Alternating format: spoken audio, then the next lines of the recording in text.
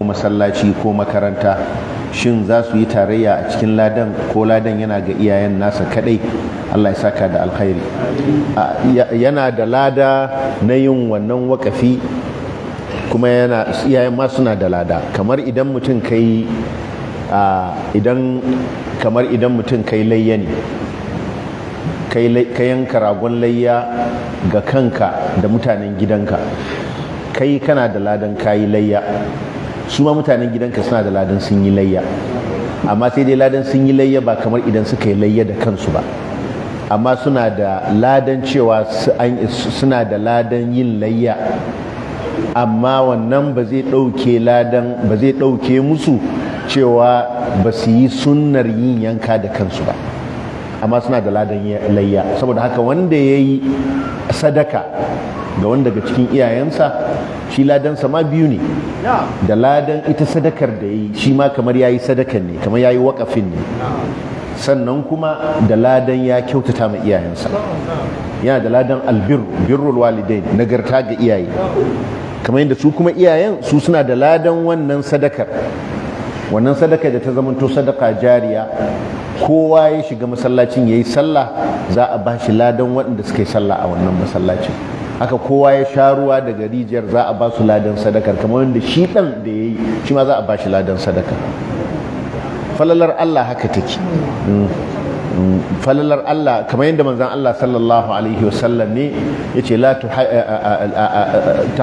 laqad tahajjarta wasi'a, yayin da wani yazo yace Allah ka ji kaina, ka ji kan Muhammad, kada ka ji kan wani in ba ni da shi ba. Yace laqad tahajjarta wasi'a, ka takura mai yalwa, ina kai ina wannan rahamar Allah ai ba haka take ba. Saboda kada a taba tsammanin shi Allah jalla wa ala wato mai keke da keke ne. A'a, Allah maɗaukakin sarki ma'abucin falala ne mai yalwa. Kaga ai cewa wa in taku hasanatan yudha'ifha wa yu'ti min ladunhu ajran azima. Idan kyakkyawa ce guda ɗaya sai ya rubanya ta, kuma ya zo da wani abu daga gare shi lada mai girma, wanda ba ta da alaka da hasanar fa. Ita wannan kawai halittar ta akai, to ba shine al-khallaq ba, shine mai halittar. Ai ba kamar entropy bane naku ne yan physics kan cewa wato energy cannot be created or destroyed, ba za ka iya kawo wani sabon energy din ba. Shi Allah ba haka yake ba, shi energy din gabaki ba shine Allah ne ya kawo shi ba. Ballantana ka ce sai an samu wata equation wadda za a iya balancing.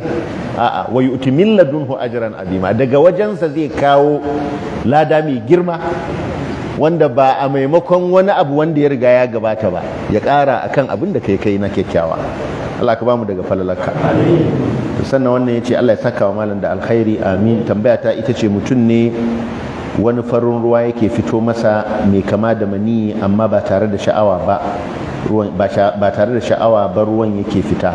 Shin idan ya fito ko da ba tare da sha'awa ba sai ya yi wanka, ko ko idan ya wanke ya wadatar?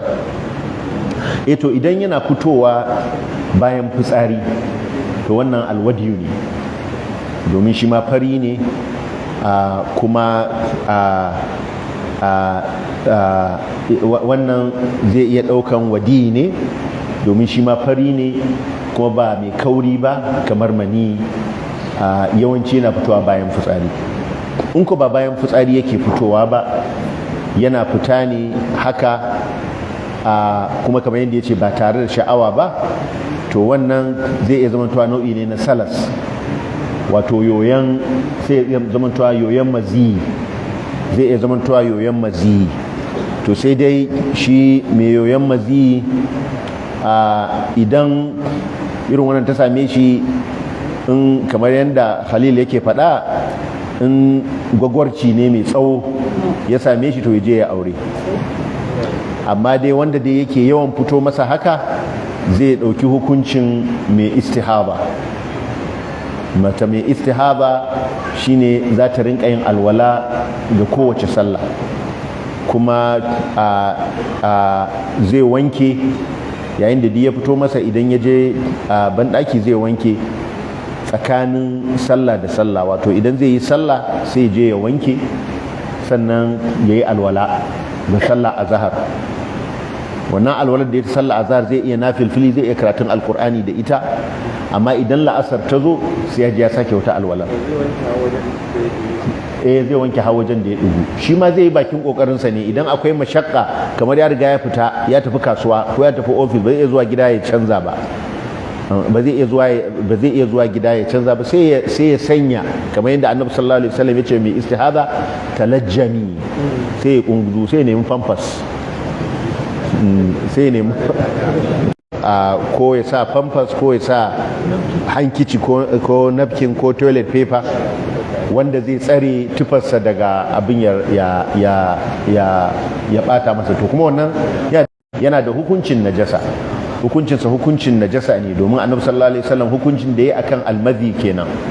A hadisin miqdad yace igsil dhakaraka wa tawadda, ka wanke al'auraka kuma kai alwala. To sai dai tunda ya zama to yana yawan zuwa masa, zai dauki hukuncin asala. Abinda ake gane yawan zuwa, abinda ake ba mu abu hukuncin cewa mai zuwa da yawa ne, shine tsakanin sallah da wata sallar sai ya zo, ba wai kowane minti 5 ba ma. Idan tsakanin azahar da la'asar sai ya zo, to wannan an ɗauke shi akan salas ne. An fahimta?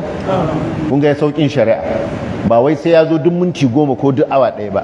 Idan ko da tsakanin azahar, in dai kai azahar kafin la'asar sai ya ɗugo, to wannan za ka ba shi hukuncin mai salas. To sannan ya ce idan mutum ya yi wasa da matarsa har ya yi inzali, wanka ya wajaba a gare shi kadai ko har da matarsa, ko ita ba ta yi inzali ba. Abbabit din shine inzali, idan dai shi ya yi inzali sai ya yi wanka, amma ita idan ba ta yi inzali ba babu abin da za ta yi.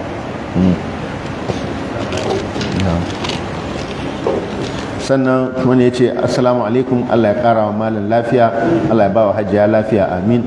Ya ce tambaya ta ita ce, ni ne na yi rantsuwa cewa ba zan siyo wa kanwata jakar makaranta ba saboda ta bani haushi, sai kuma mahaifinmu ya umarce ni da na siyo mata jakar.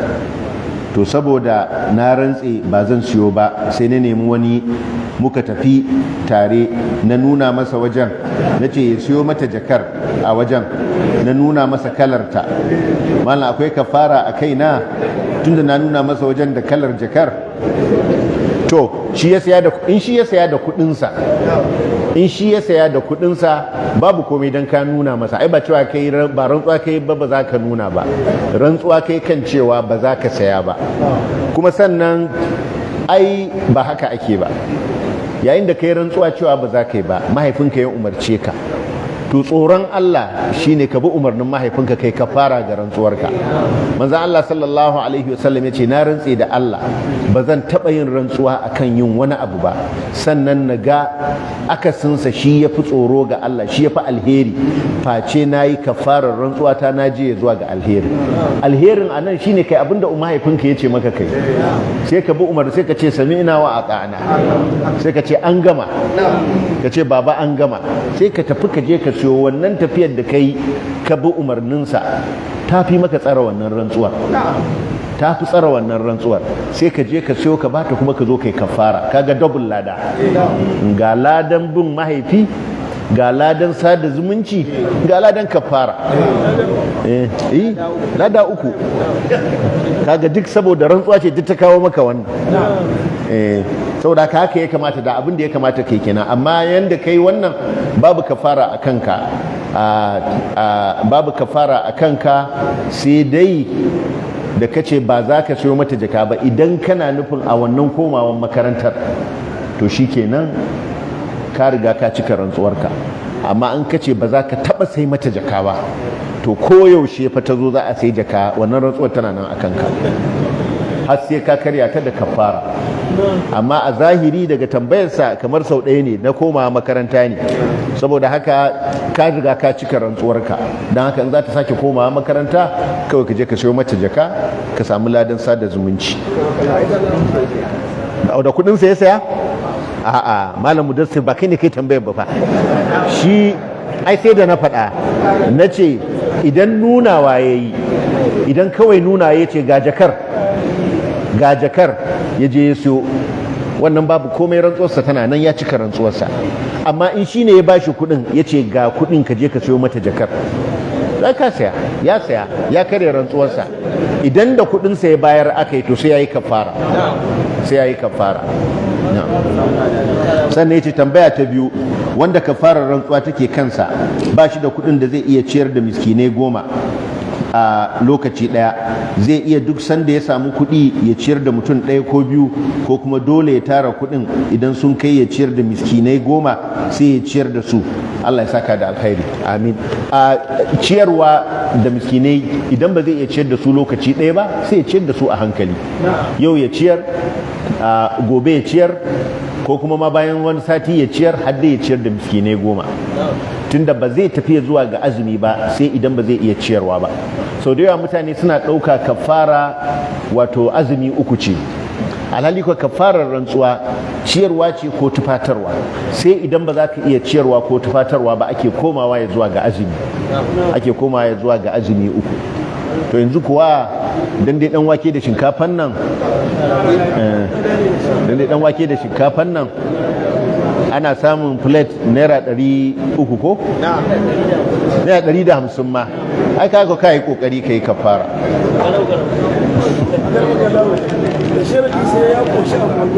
Ba sharadi ne sai ya koshi ba.